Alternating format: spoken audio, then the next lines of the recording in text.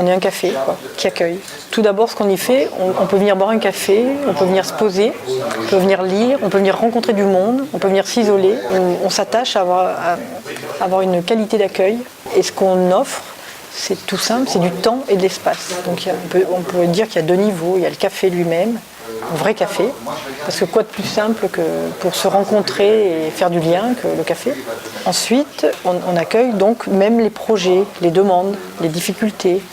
Et on est en permanence en mouvement et on a monté des réseaux et on va solliciter les réseaux, les compétences en fonction des demandes et des besoins ou des projets. Il y a 15 ans, je fais partie des gens qui ont agi et qui ont même quitté leur travail pour faire autrement, sans savoir ce qu'il fallait faire.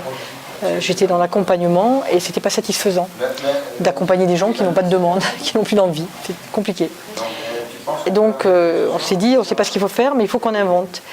Et début 2000, on n'entendait pas encore parler vraiment des tiers-lieux, même si c'est un concept qui date de 1960 et quelques en Californie. Ce qui a commencé à émerger de notre côté, émerger aussi bien évidemment partout sur le territoire français, sous différentes formes, donc sous la forme de tiers-lieux ou de tiers-espaces. Les tiers-lieux, comme ils ont été définis, c'est de l'espace du temps, c'est de l'espace vide même, pour que justement on puisse être créatifs tous ensemble. Dans ces tiers-lieux, tiers-espaces, on rencontre des gens qu'on ne rencontrerait pas forcément en temps normal, on va prendre du temps de créer des relations, de porter des choses ensemble, pour apporter des réponses à ce qui se passe actuellement, pas seulement individuellement, mais du coup sur des projets collectifs, pour imaginer d'autres réponses, se dire ne nous décourageons pas, on peut inventer des solutions ensemble, faire une transition vers autre chose. Ça ne remplit pas nos vies, c'est évident, d'accumuler des richesses, des ressources, etc.